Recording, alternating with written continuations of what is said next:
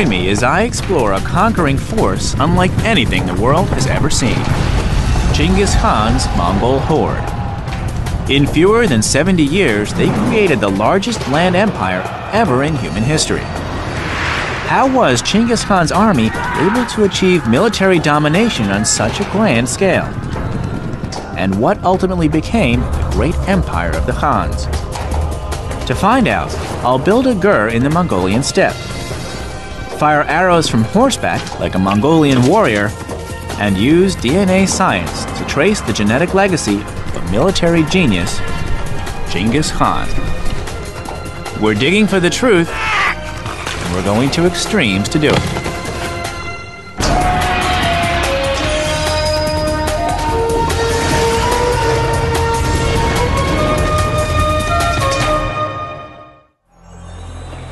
Eight centuries ago, the Central Asian steppe witnessed the birth of an empire, one of the greatest the world has ever seen. Hi, I'm Josh Bernstein. I've come here to Mongolia to explore the history and legacy of the great Mongol horde and their infamous ruler, Genghis Khan. Located on the steppe of Central Asia, Mongolia is a small nation of 2.5 million people. For most of the 20th century, Mongolia was a satellite state of the Soviet Empire, and the Soviets actively discouraged national pride in Genghis Khan. Today, Mongolia is an independent nation. Walking around the capital city, Ulaanbaatar, I can see the respect they have for him. The name and image of Genghis Khan is everywhere. On everything, from buildings to beer bottles to bills.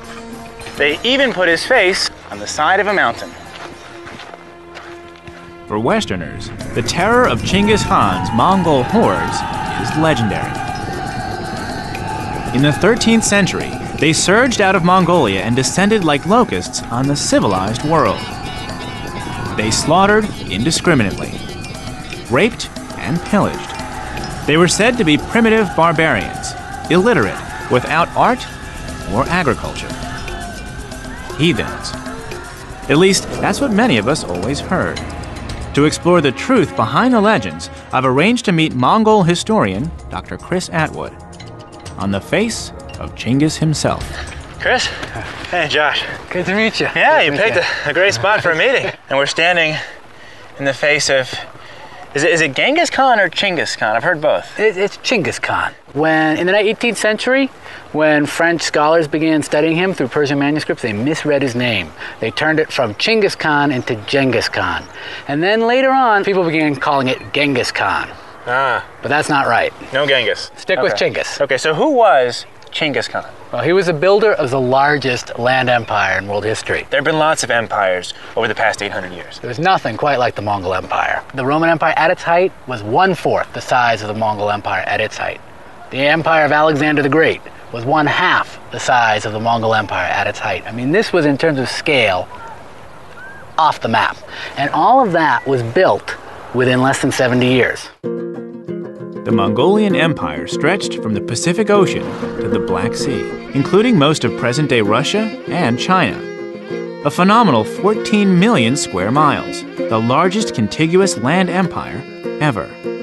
They overcame the most technologically advanced civilizations of their day, the Chinese, Persians, and Europeans. It's easy to see why modern Mongolians revere him. He's the person who founded their nation. He's the person who took them from being isolated, scattered tribes to being a nation, and moreover, a nation that was ruling Eurasia. Genghis Khan is really more of a title than a name. It means universal leader. When he was born in 1162 AD, he was named Temujin. At that time, 5 tribes dominated the steppe, each with its own Khan. They existed in a state of perpetual anarchy. Unrelenting power struggles between Khans created a shifting landscape of tribal alliances and nearly constant violence. When Temujin was 9, his own father was poisoned by a rival tribe.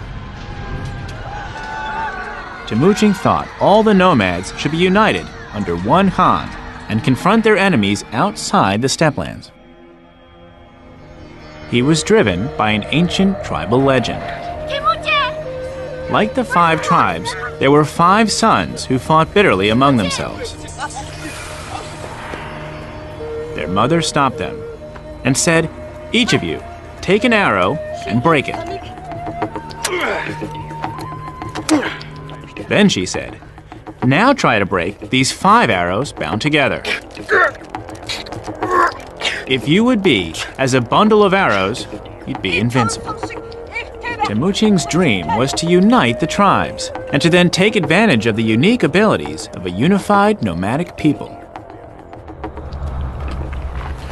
What Genghis Khan and his armies achieved was nothing short of amazing. What was so special about these ancient Mongols that allowed them to so comprehensively defeat their enemies? To find out, I've come to the National University of Mongolia to meet archaeologist Dr. Tumen Dashsebet. Dr. Tumen led an archaeological expedition that in 2004 made the amazing discovery of 7 ancient graves marked by a single stone. Okay, you can open, go. Please come in. It is our storage room where we keep all archaeological findings. What's inside? Inside is the skulls. Skulls? Yeah. She pulls out one of the boxes to show me. It's the skull of a woman, and Dr. Tumen says she has the rest of the skeleton already laid out in the next room. It's one of the rare skeletons that have been found in Mongolia in the Middle Ages. The nomads left most of their dead unburied for animals to devour. Only the elite were buried.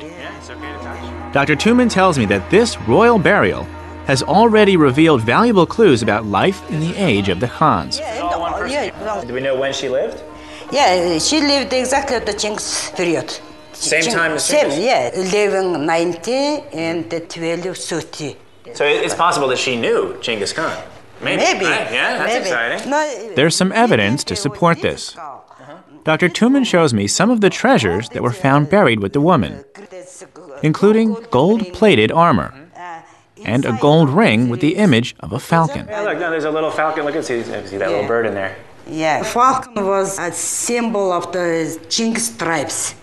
The falcon was the image of Genghis. Yeah. The ring may mean that this woman was related to Genghis, but in what way is a mystery. It's possible she was one of his wives. He was said to have had 36. But the falcon wasn't the only animal to accompany Mongol royalty into the afterlife. And you said there was something else buried with her. She was buried with these horses. A horse skeleton? Yeah. Horse was underneath her? No, on the... Next to her? Next to her, and on the same level. Same level. Really? Yeah, The whole horse? Do you have the horse? Yeah. Yeah. Okay. This is horse's head. Yeah, but not just the head, the whole skeleton. This, yeah. Buried with her. Yeah, not only just head. Mm-hmm. Was it common for these people to be buried with their horses? Yeah, with horses. We excavated the 7 graves in this site, and in all 7 graves there was a person and horse skeleton. Every single human had a horse. Yeah. Because you'd think that they'd be buried with their most precious objects, you know? Yeah. So they're buried with gold, but to be buried with their horses. Yeah. They valued their horses that much. If ancient Mongolians buried horses alongside their royalty, then they clearly held this animal in high regard. I know they rode the horse into battle, but so did Napoleon, and he wasn't buried with a horse. What made the Mongolian horse so important to the empire of the Khans? I'm on a quest to reveal the secrets behind the devastating power of Genghis Khan's Mongol hordes in the 13th century. I've learned that the Khan royalty were buried with their horses. By exploring this relationship further, I may be able to uncover how the Mongols were able to conquer half of Eurasia in only 70 years. So I'm leaving the capital city of Ulaanbaatar and heading out to the surrounding steppe. I want to get a closer look at the descendants of the horses that the people of the Khan's era valued so highly. He said, turn off the road and look for the guy with the horses. That'll be me. Enki Shagdarguntev is a Mongolian interpreter and guide. He's offered to show me the countryside from the Mongolian perspective. Wow. On horseback. Enki, Hey Josh! how are you? Good, how are you doing? So welcome to Mongolia. Thank you. Good to see you. You weren't kidding. We're really out here, huh? It's a good place to be a horse. Oh yeah. Hey guys, how are you?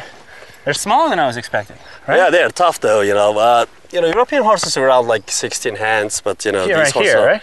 Yeah, these horses are like 12 to 13 hands. But beefy looking, stockier looking, you know? Oh, They're yeah. very robust. Yeah, they're in the wild, you know, they just graze in the wild, you know, eat Exciting. grasses. Grasses? And, yeah.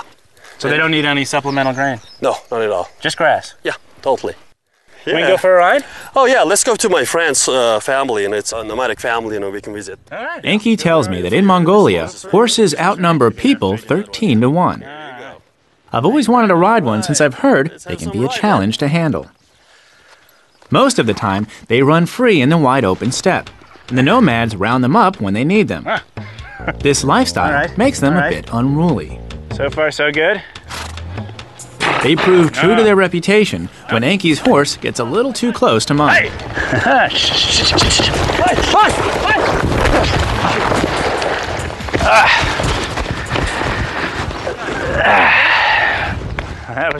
That was something, huh?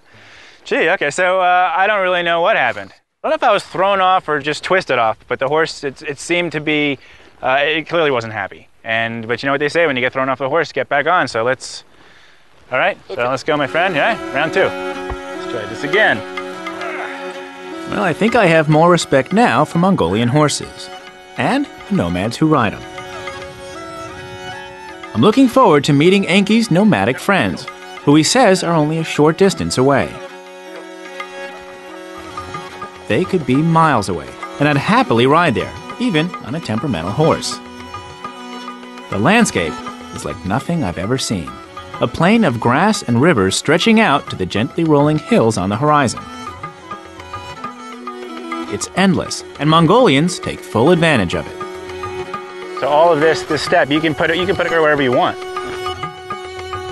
Half the population of Mongolia, over 1 million people, still live the way Genghis did, in traditional gurs, what many people in America call yurts. Enki's friends are just ahead, dressed in ceremonial clothes to greet us as their guests. Enki introduces me to Akgongjigid and Nirgui. They've been living in this spot for about a month and will stay here until it starts to get cold. After welcoming me to their home, they show me how their gurs are built. So they're setting up a gear for you. Very nice. No shelter balances grace, beauty, comfort, and mobility like a gur. The 2 posts in the middle aren't a structural necessity, but are of symbolic importance. A kind of highway for the spirits, connecting the center hearth to the heavens. This becomes what you see inside. Basically, their wallpaper. Then comes the insulation. Wool from their sheep has been felted, combed, soaked, and pressed into sheets like batting. It's almost perfect. Okay. If we were to do this the way Genghis did it, Yes. is there any difference? Oh, you know, like during that time, maybe they didn't have any white cover, like felt as felt. Sure. There was almost no change since Genghis Khan time. Wow, it's looking nice. Oh yeah. Yeah. Traditionally, the inside of a gur was fairly dark, with a single hole in the dome for light. They were also filled with smoke from their fires, burning the primary fuel source on the barren steppe, animal dung. The gurs of today's nomads are structurally the same, but have a few aesthetic improvements. This is beautiful. Yeah. People sleep in here too? Yeah, this is mainly like father, mother, and the kids. They sleep here. Yeah, they have electricity. Yeah, they have a power solar resource. cells. Yeah, solar cells. Yeah. Mongolian custom dictates that guests And this are is a offered traditional food and drink. Yes, it is. It's like a beer for us. So that's the mare's milk. Mare's milk. Yes. Well, from a horse. Yeah. Horse mare, yeah. Yeah, the first time. How do you like it? It's tangy. It's like tangy fermented milk. It's good. Let milk go almost spoiled and add a splash of light beer. That's what it tasted like. Yeah, maybe. Wow. After drink and food, there's another custom: snuff. Yeah, that's the snuff bottle. Snuff. Yeah. Yeah, snuff it. Snuff it. Yeah, snuff. Wow. Okay. Good morning.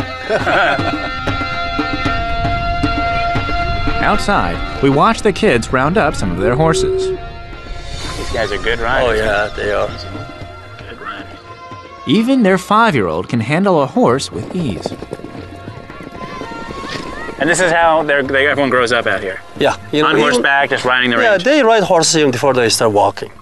Really? Yeah. Enki tells me that their skill as horsemen was one of the things Genghis Khan was able to use to build an empire. But there were obstacles to overcome. Mainly the incessant raiding and fighting between the tribes. When he was still simply Temujin, he discovered a way of breaking this cycle and uniting the nomads. He rejected the supremacy of the tribe, with family groups each loyal to their own local clan. Temujin promoted those most brave in battle, rather than his own relatives. When he defeated a tribe, he would spare the lower members.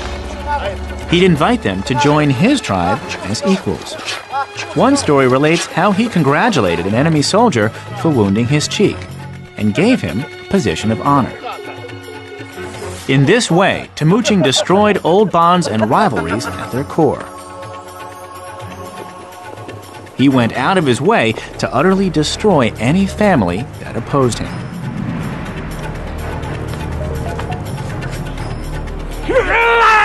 A favorite way of executing leaders was said to have been breaking their spine across a spear.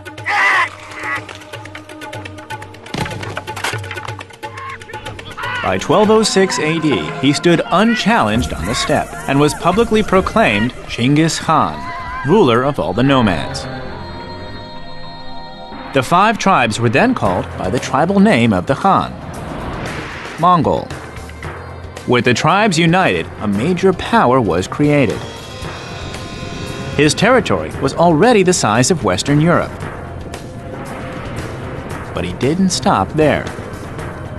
Bringing together so many men under one banner gave the steppe dwellers a chance to look out to the rich civilizations beyond their borders.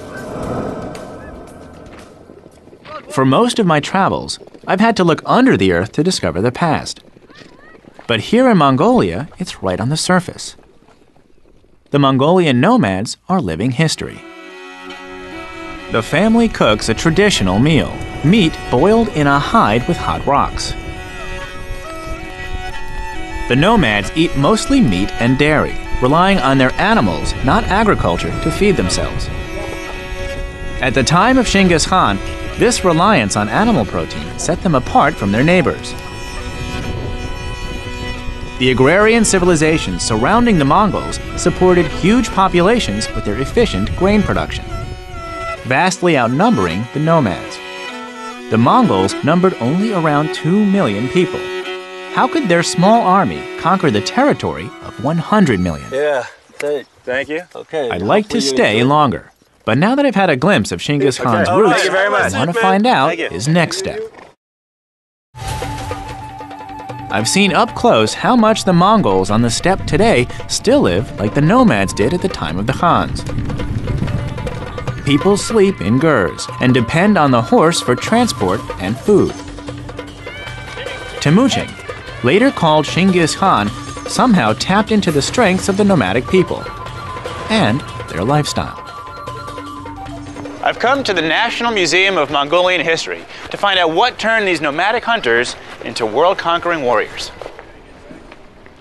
Renowned Mongolian archaeologist Dr. Bira Shagdar is here to help me find the answers. Yes. This is Genghis Khan, the founding father of the Mongolian statehood, with his 2 banners. The white one is for peace, the black one for war. Dr. Bira tells me that in the Mongols' shamanistic religion, the banners carried the warrior's destiny and his soul when he died. They worshipped the god of the sky, and Genghis Khan believed that the sky god told him he should rule the world. He thought that it was heaven's order that he should become a great leader. So it sounds like his vision for empire was much broader than the typical Khan's vision. Yeah, and his philosophy was there should be one Khan, as there is a one sun in the heaven. His philosophy was there should be one Khan. Him? He himself, of course. Genghis Khan thought his destiny was ordained by God. He didn't care about class, status, or blood ties. If you followed his way, he rewarded you. If you stood in his way, he destroyed you. As soon as he unified the tribes, Genghis Khan forbade raiding within Mongolia. With his God-given charge to unite the world under his rule, Genghis had the motive for conquest. But his army of typically 30,000 men was small compared to that of any of his neighbors. The Chinese could call on vast numbers of men. The Mongols were often outnumbered more than 2 to 1. So how could Genghis Khan defeat his enemies? In Ulaanbaatar, I meet up again with Dr. Chris Atwood, who says he can help answer my question. The first thing to understand is the Mongols' choice of weapon. Never would have picked this spot. We've come to meet Batmonk, who makes bows and arrows in the traditional way, a skill that's been maintained through the centuries. How many people in the country still know how to do this? I think 3. 2 in Ulaanbaatar and 1 in the countryside. This is traditional, he says. I mean, this goes back for generations. His father, his grandfather, they were all bow makers, just like him. The bows are a composite of 3 materials: horn, wood, and sinew. This gives it strength and flexibility. His bows are then covered with a veneer of birch bark. Batmonk says that at the time of Genghis Khan, most warriors made their own bows. That flexes a lot, huh? The way this... Look at this. Watch the... Look at how that horn... The shape makes this a recurve bow, with the tips curving away from the archer. It adds much more force to the draw than a simple C shape, like a longbow. So it makes it so strong. Okay, I want to give this thing a shot. At a range just outside the city, archery lives on as a popular sport. Genghis Khan was famous for promoting people on merit. I wonder if I can make the grade as a Mongol warrior. Historian Peter Marsh is going to help me check out the artillery of the great Mongol horde. But first, I want to practice shooting this bow without a horse, just to get a feel for it. So Josh, I'd like to introduce you to Gamba, one of Mongolia's leading archers. Gamba was very interested in my bow and asked if he could try it out. I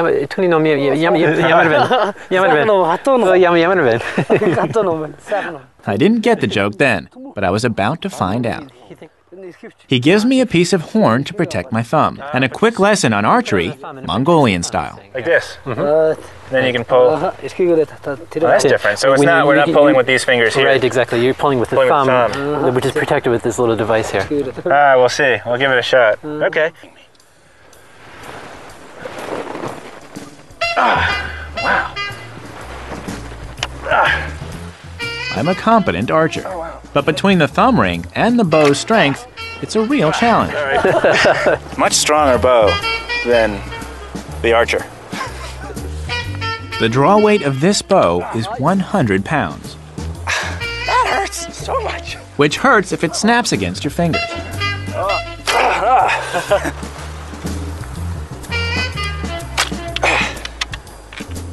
Better. I'm getting a little suspicious of how Gamba does it. Stand by this.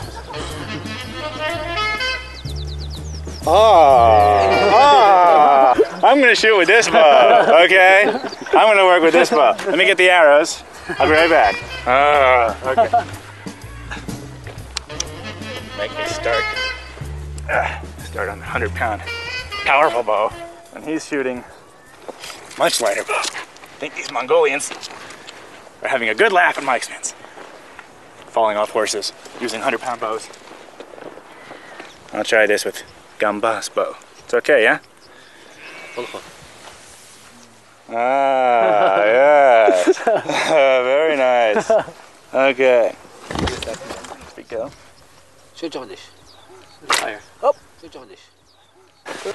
Oh, but this is like a world of difference here. Much nicer. Mongolian warriors were able to fire up to 350 yards. 100 yards farther than the longbow or crossbow of most of their enemies. So they had to get all this plus keep their horses under control. I know from past experience that putting the two together is the real challenge.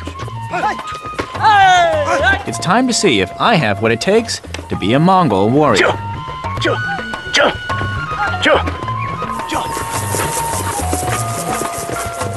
It's not easy. But in skilled hands, it was a deadly combination. The warriors could stand in their stirrups at full gallop and shoot in any direction. The two pieces, horse and bow, are a perfect fit, but don't fully account for the Mongols' success. Asian cultures had been shooting recurve bows from horseback for at least 1,000 years. What they lacked was the military genius of Genghis Khan. He took the twin strengths of the nomads, great archery and great horsemanship, and added a new element: organization. Genghis Khan invented a new and efficient hierarchy for his army. Warriors were grouped in units of 10, then 100, then 1,000, then 10,000. The entire army was on horseback, unique in the ancient world. And each rider had at least 2 or 3 horses. This gave them unprecedented mobility on and off the battlefield. They could move 70 miles a day. Other armies struggled to move 10. Genghis Khan knew how to use the advantages of the horse. Their neighbors may have called them primitive barbarians, but on the battlefield, Genghis Khan and his Mongol horde were centuries ahead of their time. And the proof was written in the blood of their neighbors. The first to fall was the Chinese Empire of the Qin to the south. In seasonal campaigns beginning in 1206 AD, the Mongols conquered over 800,000 square miles. They raided the countryside and demanded surrender of the cities. Then in 1221, the assault against the Persian Empire began, which some say may have killed 6 million people. A favorite Mongol tactic was the feigned retreat, drawing the defenders to chase them, sometimes for days. Then turning on them. They never lost a battle. If a city resisted his army, he would utterly destroy it and all who lived there. They earned the reputation barbarian. His sons followed in his murderous footsteps, eventually extending the empire from the Pacific in the east to the Black Sea in the west, and putting more than 100 million people under Mongol control. It's hard to imagine looking at Mongolia today. So, if this was the largest land empire in the world, you have to wonder, where is it? What's left of it? To find out, I've left Ulaanbaatar and I'm heading to Mongolia's first capital, the city of Karakorum. I'm here in Mongolia to learn how the 13th century Mongol hordes created a land empire that was the largest the world has ever known. I've discovered that part of the secret behind the Mongols' military success was their brilliant horsemanship, combined with the power of the recurve bow and the organizational genius of their leader, Genghis Khan. Now I'm heading toward Karakorum, the capital of the empire, to see how the so-called barbarians governed 100 million people. Today, the city is an archaeological site 230 miles southwest of Ulaanbaatar. Many people say the Mongols never intended to create an empire. They just wanted to live their nomadic lifestyle and raid and pillage the cities of sedentary people.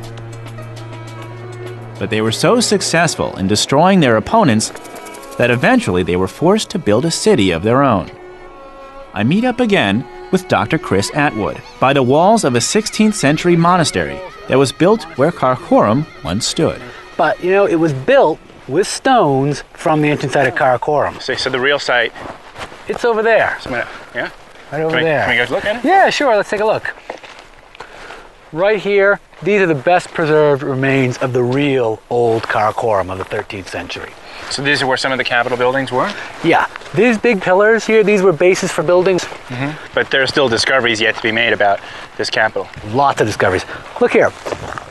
This is probably from one of the tiles on the roof of this palace or temple or whatever it was that was here.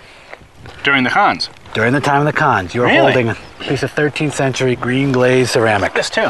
Yeah, that too. They're everywhere. Yeah, must have had an amazing roof. I think I'll leave it here. Yeah. Pillar stumps and roof tiles are all that's left on the surface today. But in the 13th century, a Flemish missionary named William of Rubruck wrote about his travels to Central Asia on a failed attempt to convert the Mongols. He described Karakoram in detail. It was built primarily by Genghis Khan's son, Ogedei Khan.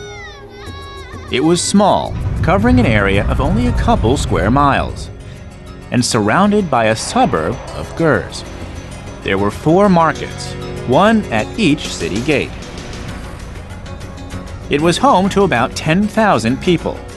There were 12 houses of worship, all different religions, a kind of religious diversity that was unparalleled in the medieval world. The Palace of Ogedei was the gem of the city, with intricate relief work and a roof of green and red tiles.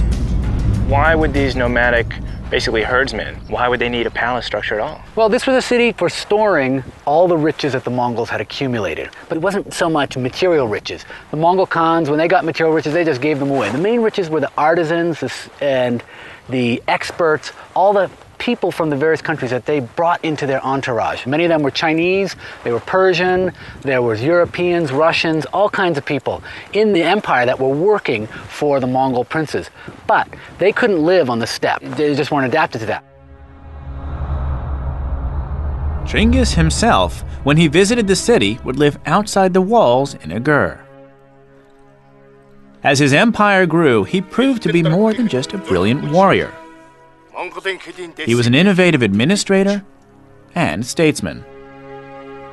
And what Genghis Khan did was he joined east to west, took these various civilizations of the Middle East and forced them to learn from each other. And there's this free exchange of ideas and techniques, and the Chinese are talking to the Persians, and the Persians are talking to the Europeans. Right. You know, Copernicus, the star charts he worked from were star charts made under the patronage of the Mongols, because the Mongols, they didn't want to hear about how Middle Eastern astronomy was the best or Chinese astronomy was the best. What they wanted was the best of everything. So they told the Chinese and the Middle Eastern astronomers, get together, make the best charts you can. So this was, in many ways, a melting pot of all the cultures across the empire. Exactly. It was a melting pot in the middle of the steppe.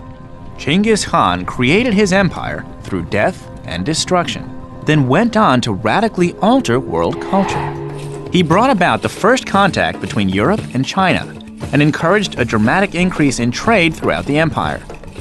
He guaranteed the safety of camel trains. He invented the first Pony Express. He pioneered the idea of diplomatic immunity, and he outlawed torture. Some barbarian, huh? So what happened to Genghis Khan? Chris tells me that when he died, he was buried secretly in an unmarked location. Some Mongolian chronicles tell the stories that they just say he died. They don't say anything about where he's buried. But there are travelers' tales that say Genghis Khan was buried, and those who buried him were killed. And then those who killed them were also killed. They would trample horses over the spot so that it would look like as if nothing had been there, in order to keep it absolutely secret. As for Karakoram, it existed for only about 50 years. After Genghis Khan's death in 1227 AD, the empire began to fracture into smaller khanates. In 1274, his grandson, Kublai Khan, moved the capital south to China and created the city of Beijing. Karakorum, the city in the steppe, had no function and wasted away. They say that history is written by the winners, but in this case, history was written by the victims.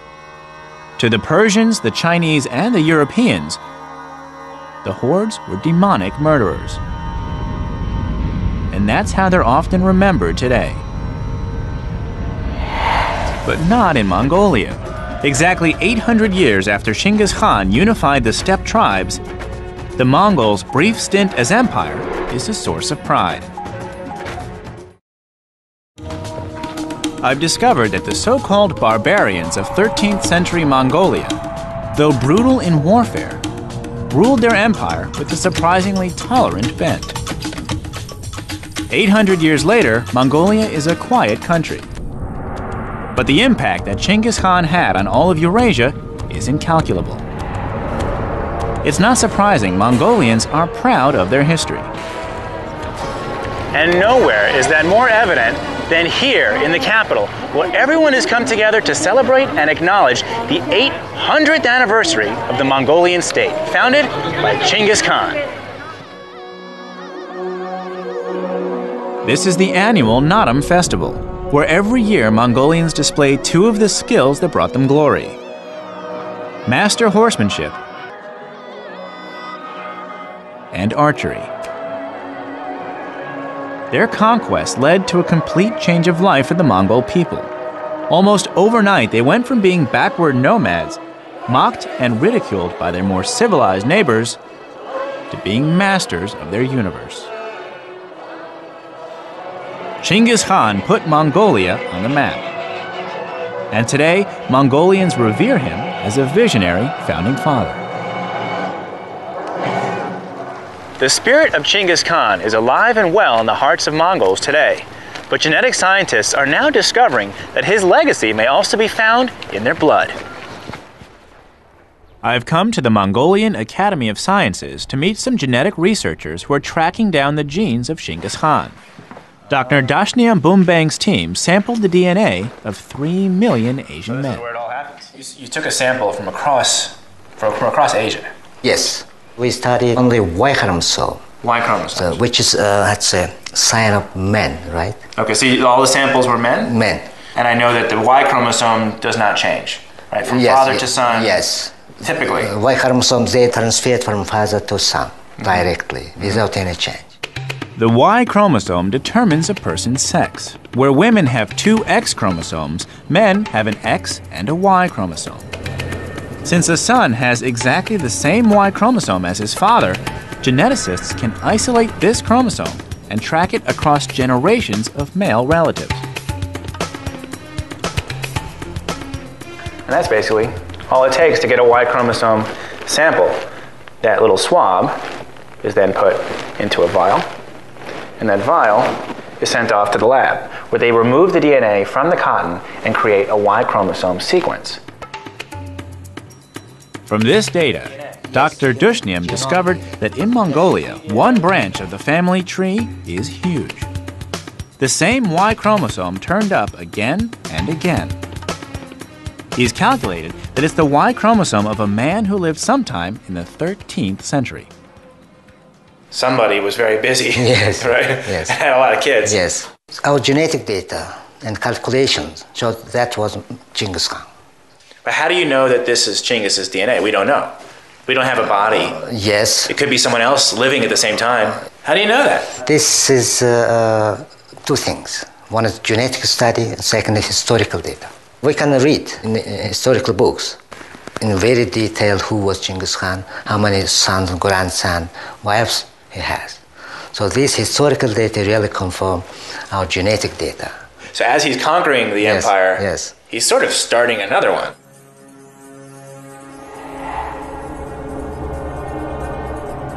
Genghis and his sons after him each had hundreds of concubines and had made it a mission to spread their seed throughout the lands they conquered. A combination of the massive death toll of the initial campaigns and this one family's breeding strategy appears to have borne fruit. And so now, 800 years later, the Naadam Festival, drawing visitors from all over Mongolia, is more than a commemorative event. It's a huge family reunion. Looking around, how many of the people I see could be Genghis Khan's relative? It makes me wonder. Some of our crew is from this part of the world. Could one of them be a descendant of the great leader? Everyone on the crew contributed some DNA to find out, including myself. Here are my results. 11. Each of these pairs of numbers stands for a variation of a gene. In the first two pairs, Genghis and I match, 16. but not for the rest. 13. Okay, yeah. No. And no. Too many differences across the pattern. I admit, it wasn't very likely. But here are the results For all the members of the crew, including our local fixers here, the people who help us handle the logistics in this country. So let's line them up. One of the fixers is a match. And the winner is Baggy. Isn't that great? Good. Yeah, come here, I'll show you. I'm happy. Almost every single number is a match. Baggy, Thank you. Baggy Khaan. Yeah. Baggy Khaan. It just goes to show that Genghis Khan's progeny are everywhere in this country. Something Mongolians point to with pride. A lot of people can share Baggy's royal ancestry. Dr. Dashniam has calculated that across the lands they conquered, 8% of the population is descended from Genghis Khan. Worldwide, that's about 1 in 200 people. The estimated size of his current family is over 32 million. That makes him the most successful patriarch in recorded history. He was a military genius unlike any the world has ever known, and his blood continues to flow through millions of people. His empire is ancient history, but the legacy of Genghis Khan lives on in the genetic fabric of our world.